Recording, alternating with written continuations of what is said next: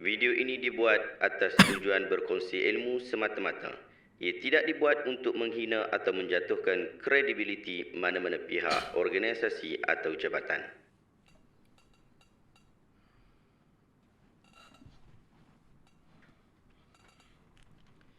Assalamualaikum warahmatullahi wabarakatuh. Saya Syihabuddin. Terima kasih banyak kerana anda berada di channel YouTube saya dan terima kasih banyak jika anda telah tekan butang subscribe.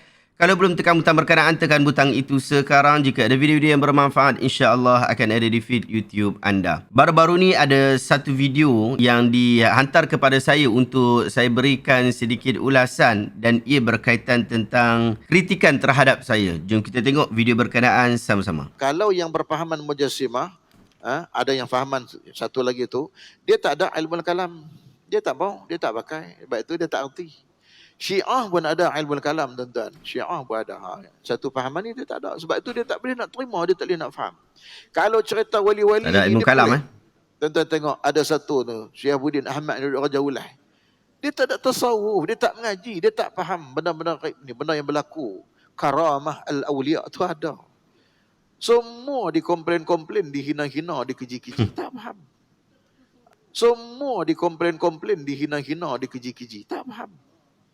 Okey, kita dah tengok video berkenaan. Sahabat-sahabat, video ini bertarikh 30 Ogos 2022, satu hari sebelum Hari Kemerdekaan Negara Malaysia. Dan dikuliahkan di Masjid At-Taqwa Taman Bertam Indah, Sungai Petani Utara. Saya faham pihak masjid dan jemaah mungkin tiada kaitan langsung dengan kebebasan ucapan para asatizah di dalam kuliah. Cuma saya berharap pihak masjid lepas ini lebih berhati-hati dan memperhatikan juga asatizah yang dijemput. Jangan sampai fokus menuntut ilmu di dalam masjid bertukar menjadi tempat caci maki orang. Sahabat-sahabat, secara jujurnya, saya memang tak kenal ustaz ini. Bahkan sehingga video ini diterbitkan juga, saya masih lagi tak kenal siapakah ustaz ini. Nama dia pun saya tak tahu, tauliah mengajak pun saya tak tahu, dia mengaji mana saya pun tak tahu, umur dia berapa saya pun tak tahu, saya tak tahu apa-apa pun tentang ustaz ini. Dan saya sendiri tak berhajat untuk memberi ulasan terhadap keseluruhan kuliah beliau. Disebabkan atas timbangan ilmu, banyak yang boleh dikritik dan diberikan penambahbaikan. Cuma apabila nama saya disebut di dalam sebuah masjid, maka sudah pasti saya agak cakna dengan isu ini. Apabila ustaz ni sebut bahawa saya ni banyak mengkomplain, menghina-hina dan mengeji-ngeji, maka saya rasa ia perlu diuruskan dan diluruskan dengan baik. Ini satu fitnah dan cubaan merosakkan nama saya di dalam masjid. Dan saya fikir ini sudah termasuk di dalam isu penyalahgunaan masjid dengan tujuan yang tidak baik. Saya fikir pihak Jabatan Agama perlu ambil tindakan terhadap isu ini. Pun begitu, mari kita berikan sedikit ulasan berkaitan tentang pandangan ustaz ini terhadap saya. Sahabat-sahabat, mukjizat, karamah dan istidraj adalah tiga jenis perkara yang mustahil pada adat tetapi ia memang berlaku. Maksudnya, ia tidak boleh dipelajari tetapi ia hanya diberikan oleh Allah kepada orang-orang tertentu dengan tujuan-tujuan tertentu. Di dalam Al-Quran, ketiga-tiga perkara ini telah disebutkan dengan jelas. Pertama, mukjizat. Ia berlaku kepada para rasul apabila mereka dicabar oleh kaum mereka sebagai langkah untuk mengisbatkan kerasulan dan menegaskan kebenaran mereka. Nabi Ibrahim AS dicampakkan ke dalam api, lalu Allah tukarkan tabiat api yang membakar dengan menjadikannya sejuk dan selamat. Ia tak disebut karamah tetapi ia disebut sebagai mukjizat. Wajib kita percaya kerana ia disebutkan oleh Al-Quran dan saya Syihabuddin Ahmad mempercayainya. Nabi Musa pula mencampakkan tongkatnya lalu ia bertukar menjadi ular. Baginda menggunakannya untuk memukul batu lalu terpancar air. Baginda menggunakannya untuk memukul laut lalu terbelah dan manusia dapat melaluinya. Ia tak disebut karamah tetapi ia disebut mukjizat. Wajib kita percaya kerana ia disebutkan oleh Al-Quran dan saya Syihabuddin Ahmad mempercayainya. Nabi Isa pula pernah menghidupkan orang mati dengan izin Allah. Ia tak disebut karamah tetapi disebut sebagai mukjizat. Bukan aku tak erti sangat, aku pun tahu tentang hal itu. Wajib kita percaya kerana ia disebutkan oleh Al-Quran. Begitu juga dengan semua jenis mukjizat yang diberikan kepada para nabi dan rasul yang disebutkan di dalam Al-Quran, kita wajib beriman, kita wajib percaya. Yang kedua yang ustaz ni sebut tentang saya, iaitu tentang tidak mempercayai karamah para wali. Yang tidak mempercayai karamah para wali. Rasa pelik dengan benda-benda ini. Karamah ini sahabat-sahabat, ia berlaku kepada para wali Allah yang saleh.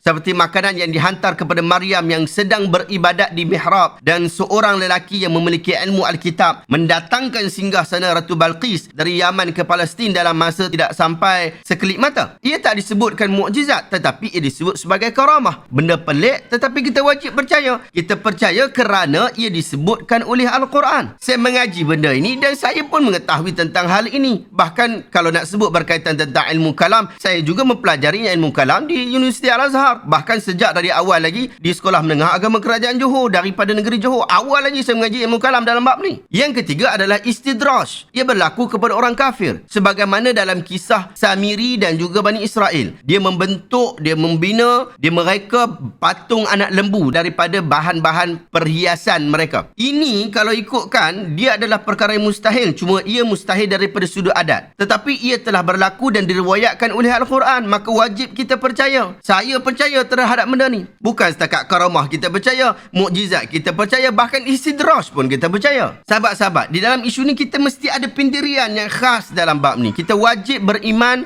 bahawa istidraj, mukjizat ataupun karamah ia boleh berlaku kerana ia disebutkan dalam Al-Quran. Dan saya sebut sekali lagi, Syahabuddin Ahmad mempercayainya tanpa sedikit pun mempersoalkannya kerana ia termasuk perkara asas dalam agama dan termasuk di dalam mempercayai Al-Quran. Kedua, kita wajib beriman secara tafsil, beriman sungguh-sungguh dengan terperinci seperti mana yang disebutkan dalam Quran. Dia tak boleh ambil ayat Quran sikit, okey, beriman sikit macam tu saja, yang lain tak beriman. Tak boleh. Kita kena percaya sepenuhnya apa yang disebutkan oleh Al-Quran. Tetapi apa yang tidak disebutkan oleh Al-Quran, tidak ada kewajipan untuk kita mempercayainya. Sahabat-sahabat, mengenai karamah yang diceritakan ramai orang, yang dihubung-kaitkan dengan orang-orang tertentu yang dikatakan sebagai wali, macam-macam nama ada dekat situ. Ia adalah berita yang kemungkinan benar, kemungkinan dusta, boleh jadi betul, boleh jadi bohong. Karamah berlaku kepada seorang wali atas keizinan Allah. Jadi kita tak boleh ambil stand percaya membetul-tuli dalam bab ni ataupun berpercaya sebegitu saja dalam bab ni. Karamah ni dia berlaku kepada seorang wali atas keizinan Allah dan ia bukan atas pilihan manusia. Bahkan keajaiban itu tidak boleh didapati dengan amalan-amalan tertentu dan zikir-zikir tertentu. Ia sepenuhnya atas keizinan Allah. Wali itu juga dia pun tak tahu sebab ini atas keizinan Allah semata-mata